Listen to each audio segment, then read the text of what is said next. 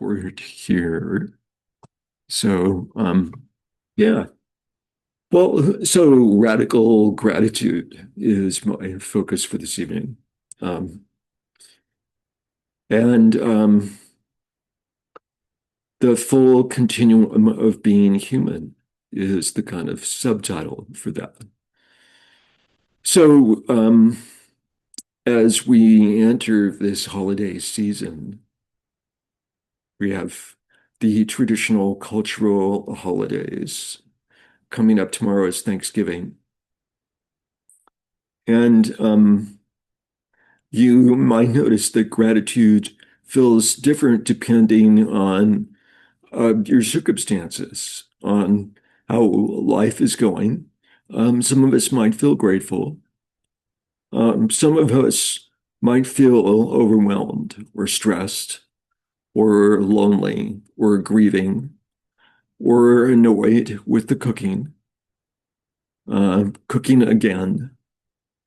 Um, and Buddhism, Dharma practice doesn't ask us to pretend. Gratitude isn't performative. Um, it's something that we wake up to, sometimes even in the dark. It's pretty dark these days. There's an author, Mary Jo Leedy, who says, there is a moment when it is morning before it is morning. Darkness still hovers. Those who wait for the dawn can hear it even before they see it. Tonight, we're going to listen for the morning.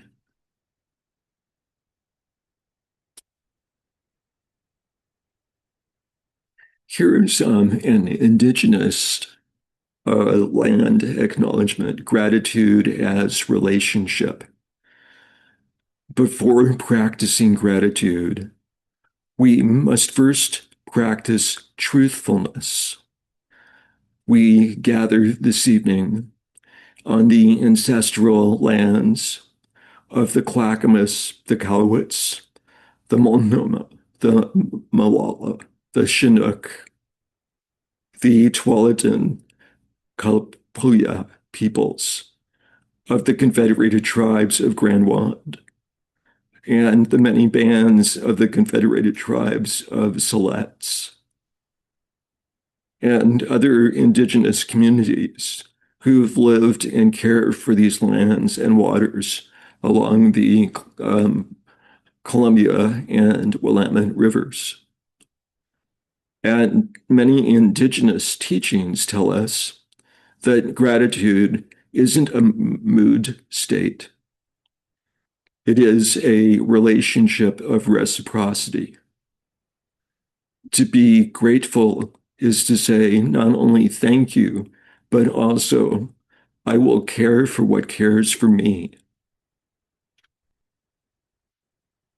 So this week, we might, with our privilege to have access to food, we eat food on land where many of our land ancestors endured colonization, removal, genocide, and forced assimilation. Gratitude that ignores suffering isn't gratitude. It's denial. So true gratitude includes truth. So this evening, may gratitude deepen our relationship with the living land and its peoples, past, present, and future.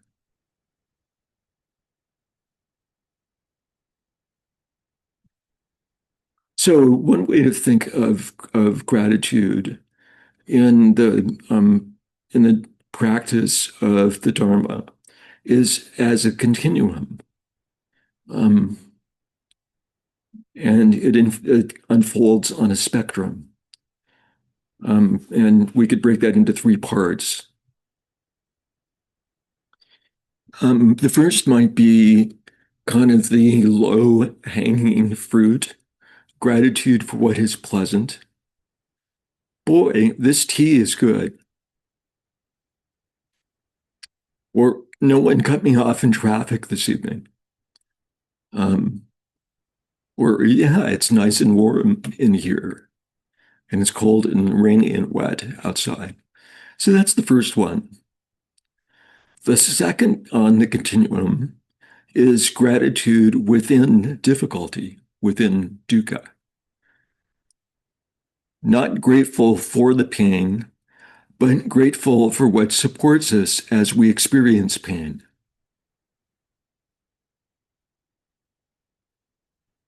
And then the third aspect of gratitude is gratitude for spiritual teachings that lead to freedom.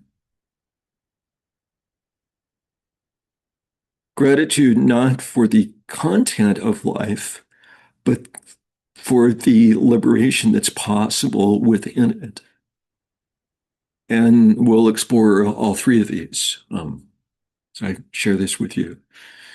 So, number one, gratitude for what is pleasant. This is the obvious one that most people think of when they think of gratitude. Um, a friend's kindness, comfort food, a good laugh, your favorite beverage could be kombucha or tea or Coca-Cola or whatever it might be. You have access to it. You have the means to get it. Um, this is important. Um, this is the pleasure, and it's part of life, not something to apologize for. When the Buddha talked about gladdening the mind, he didn't mean forcing positivity. He meant savoring what is already here, present for the pleasant, noticing it without attaching. So he didn't. We don't awaken by rejecting joy. So here's a mini practice, just an invitation if you'd like to participate in this. No need to change posture if you don't want to. It's called savor one thing. So right now, find one pleasant thing in this moment. It could be your breath, or just a warm feeling in your body, or a friend beside you, or just the relative quiet, and just savor it for its own sake. Just stay with it for a few seconds.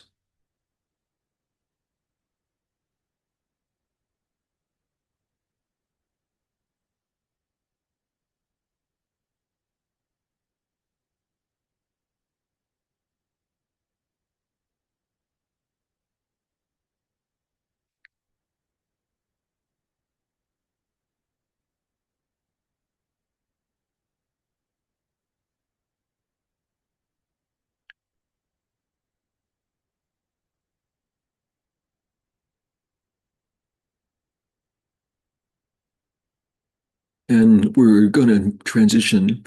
You're welcome to continue to hold that in the background if you wish.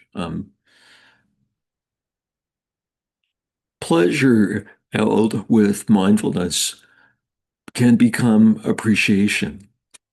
Appreciation can become gratitude, and gratitude opens the heart. But this is only the beginning in terms of the potential with gratitude. That's just the start. So then we can move into gratitude in difficulty within dukkha. Um, and this is where gratitude starts to become radical.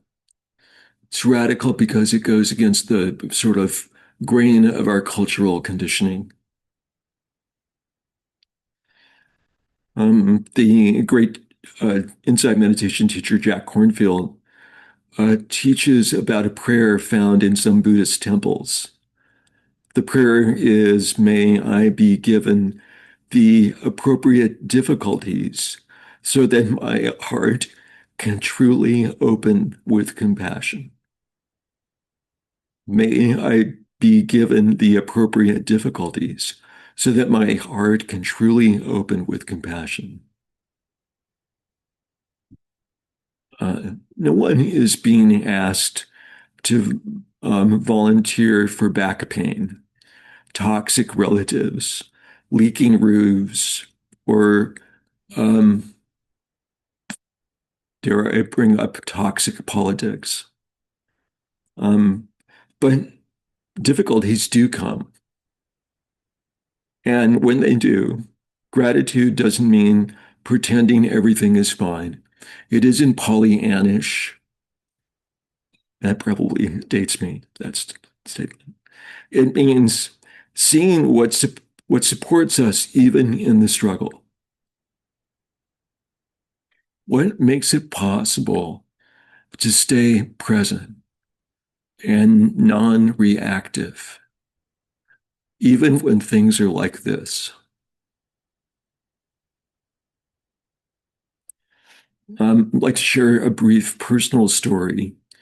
This is many, many years ago when I was first kind of starting this practice, and I was living by myself. And it was Christmas Eve, and I was supposed to gather with family the next day. And I got violently sick. I probably food poisoning, and I was just in awful shape. And there wasn't anybody that really could come care for me.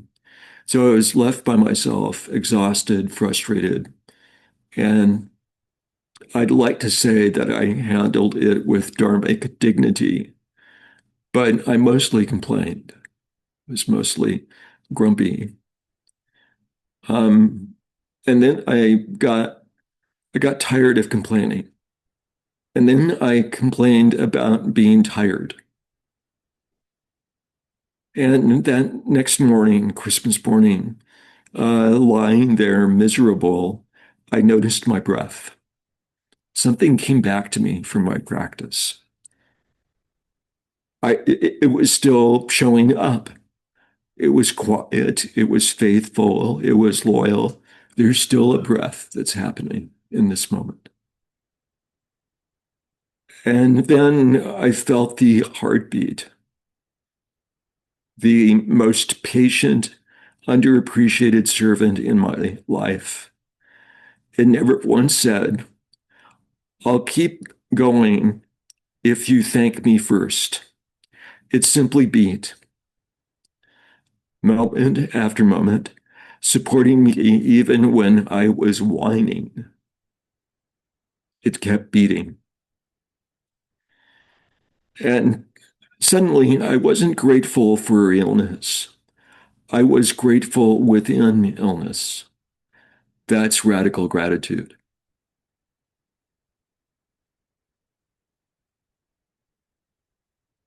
So here's another mini practice. Um, and this is the practice called Yes, and I am grateful. So it goes like this. When difficulties arise, try, yes, this is painful. This is difficult. This is difficult to bear. And and I am grateful that fill in the blank supports me right now. What is it that supports me right now? Even with this difficulty, even with this challenge, this aging body, this sickness, this heartbreak, this frustration, this stress. Here's examples. I'm feeling anxious, and I'm grateful I can notice it. I'm angry, and I'm grateful I'm learning patience and non-reactivity. This loss hurts, and I'm grateful I can love so deeply. This isn't toxic positivity. This is awareness finding the light inside the dark.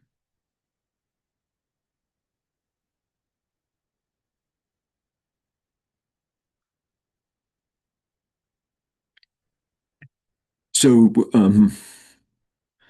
this is an invitation to notice what supports you when you are contracted, when things aren't going well. Um, Often we only feel gratitude when we feel good.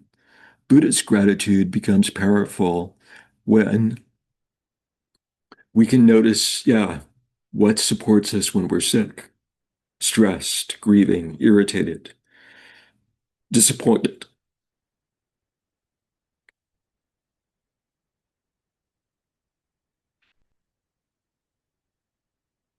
Yeah, so just noticing what comes up.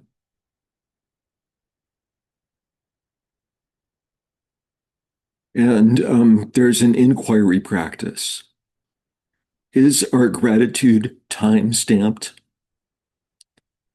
So we can ask ourselves, where did all of my past moments of gratitude go? Do I only feel gratitude when life is pleasant? Do I secretly believe life has to be nice in order for me to appreciate it? If gratitude requires conditions, it's not gratitude, it's a contract. I'd be grateful when you give me what I want.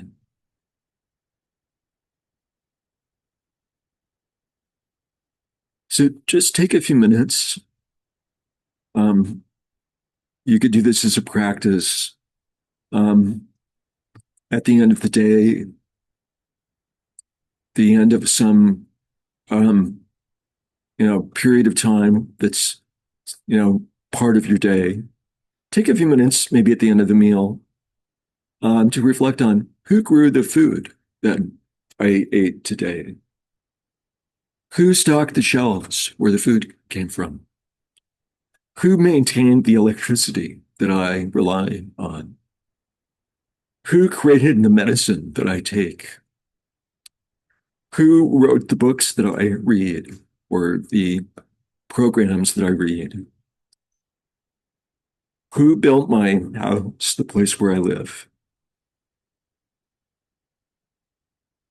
Um, there's all kinds of things that we depend on in life that we can easily just take for granted that are part of what make life possible and more wonderful.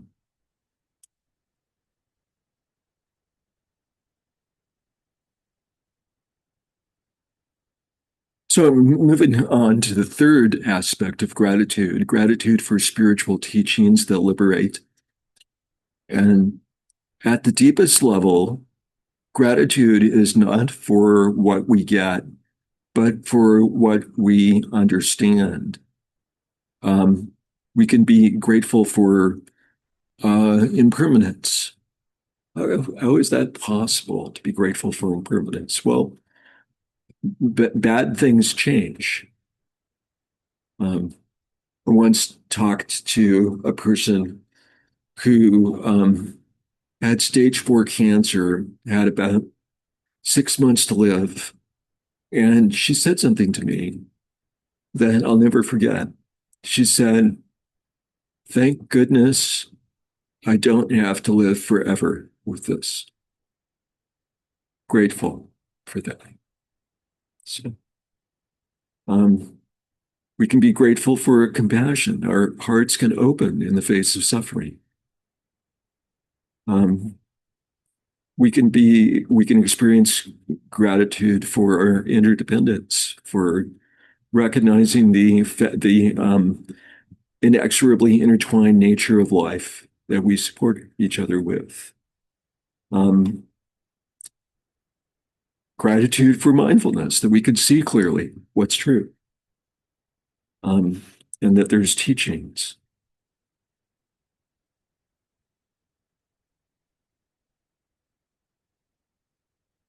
Sometimes it's helpful to reflect on what teachings, not necessarily, doesn't have to necessarily be Buddhist teachings, but what teachings in general have helped me the most. who introduced me uh, to a different way of looking at things that helps lead to freedom. Uh, what what has suffering taught me about compassion?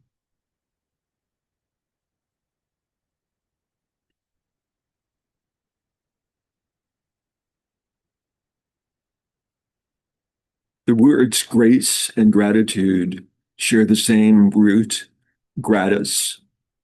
When we feel deep gratitude, we also feel grace, the gift of awareness, the gift of presence. So spiritual gratitude doesn't depend on life cooperating.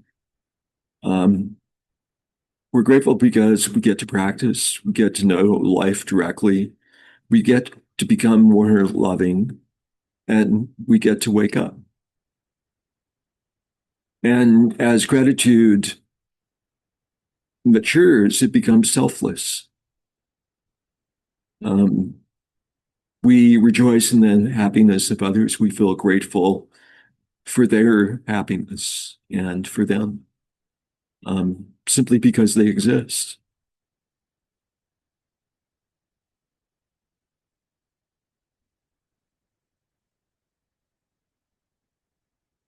So I'm going to pause there for a minute or whatever time is necessary to just check in.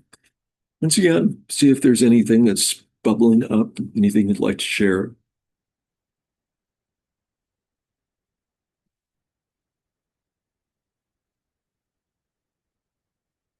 Um, and Megan, the part you mentioned about your heart uh, still beating and still working without expectation or uh, that was really helpful to kind of see uh, sort of showed like the life force or however you view that in living things like humans or even plants. It's just always going and that there's a strength in that. Um, and it seems like a good foundation for shaping your values off of that. Like it's really easy for me to get caught up in if if there's reciprocal I don't want to I don't know what to call it, but if somebody's not treating me the same way, it's like I'm not inclined to treat them any better kind of thing. And that's not really maybe following your values. Not that you can't have boundaries, but felt like that story about the heart still going and the breath still going would be useful, like metaphors or analogies in those moments to like draw on that when you're more inclined to not follow your values like in reaction. So Mhm. thank you for that. It's helpful. Thanks. Thanks for sharing.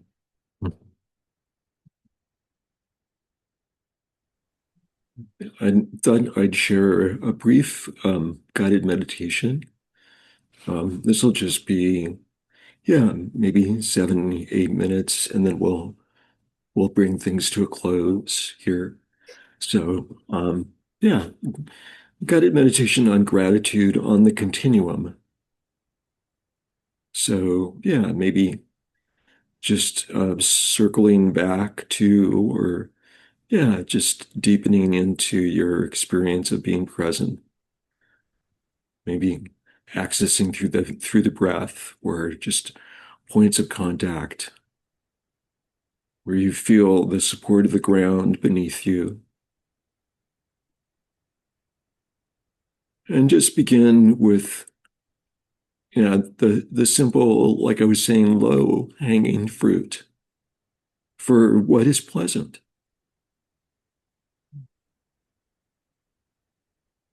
Something or someone that brings ease or joy. And just let yourself enjoy it, savor it, be present with it.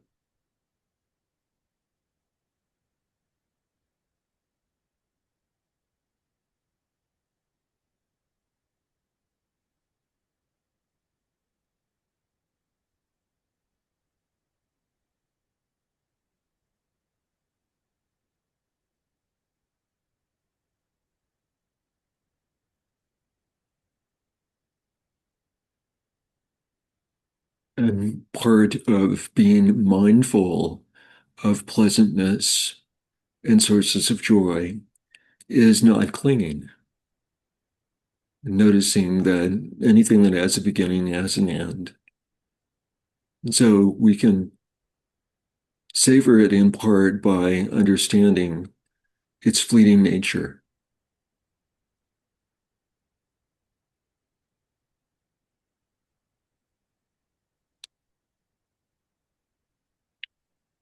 And now, if you're ready to move on, widen the circle slightly and bring into awareness something that's more challenging in your life. Not the deepest, darkest, most challenging thing, but something that's a little bit challenging that you could work with here for just a few minutes. Without judging it, just notice what supports you even after you face this difficulty. What makes it, what helps you kind of cope and deal with it? Could be the breath or an intention of kindness or stability or space, spiritual teachings, community, friendship. Yeah, just noticing what that is. Notice how it feels in your body.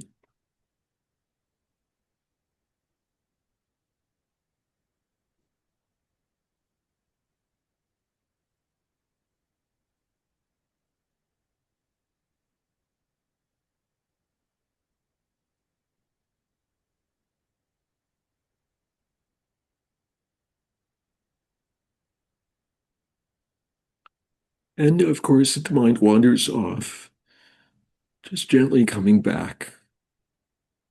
Sometimes it's harder to stay with things that are challenging or difficult.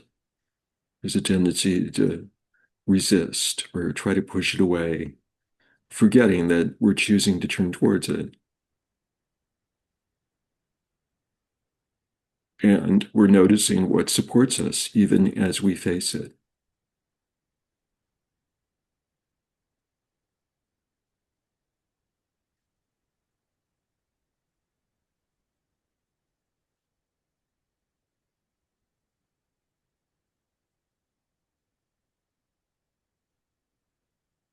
And now, an invitation to move on to the next iteration, to widen the circle again and bring gratitude to one spiritual teaching that helps you meet challenges, difficulty, anguish, impermanence, compassion, letting go, yeah, mindfulness. Something that you find actually works. What works when there's suffering, when there's difficulty?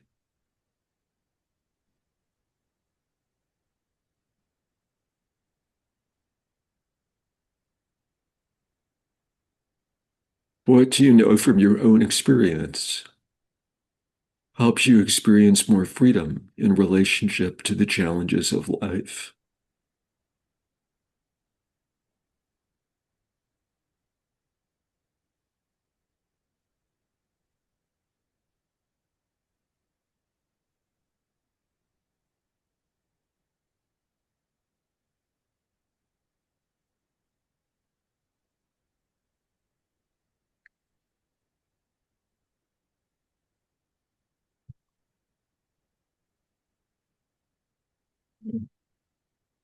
And the invitation here is to let gratitude flow not from comfort, but from understanding, from direct experiential understanding.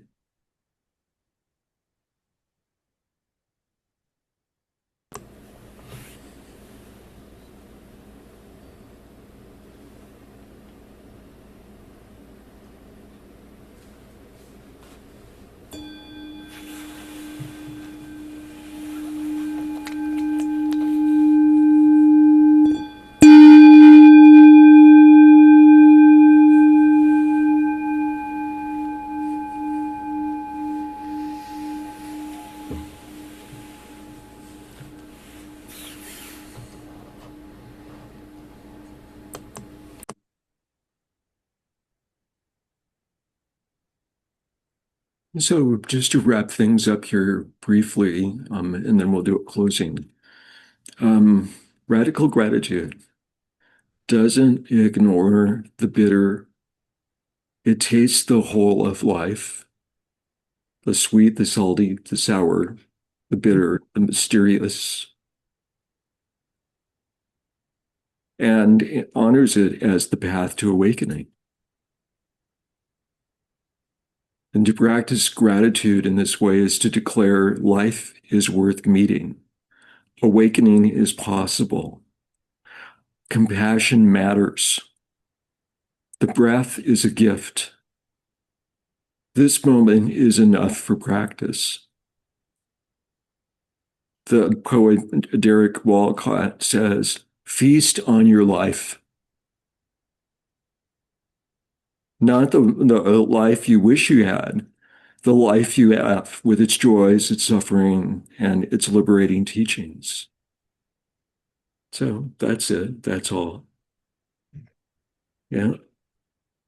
So, yeah, there's just a minute or two before we need to do our closing to wrap things up. Any last words or a little sharing before we close?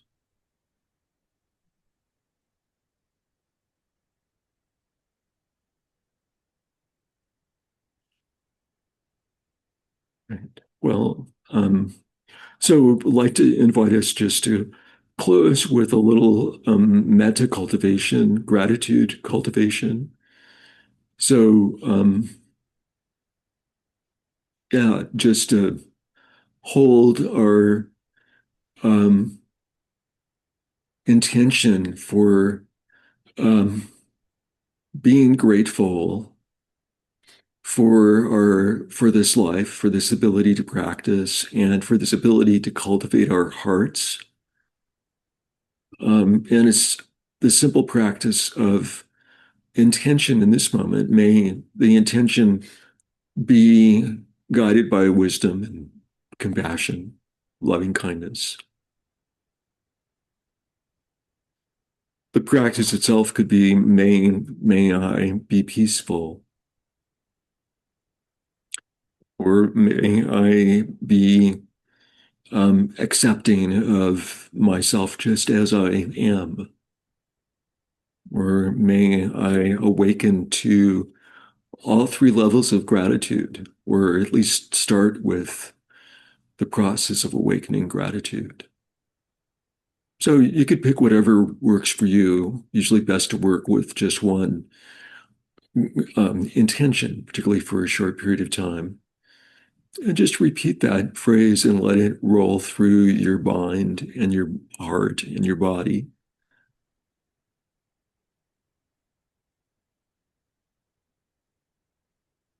Yeah. Wishing ourselves well.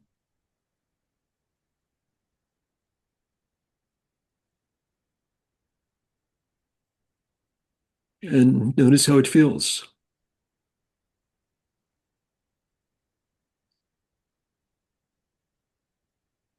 If there's any challenge or difficulty in wishing yourself well, maybe you can imagine what it would be like for you to have a dear one who's easy for you to feel friendly, kind feelings towards. And they're sitting across from you wishing them well. That could be a starting point. And then you might be able to circle back to yourself.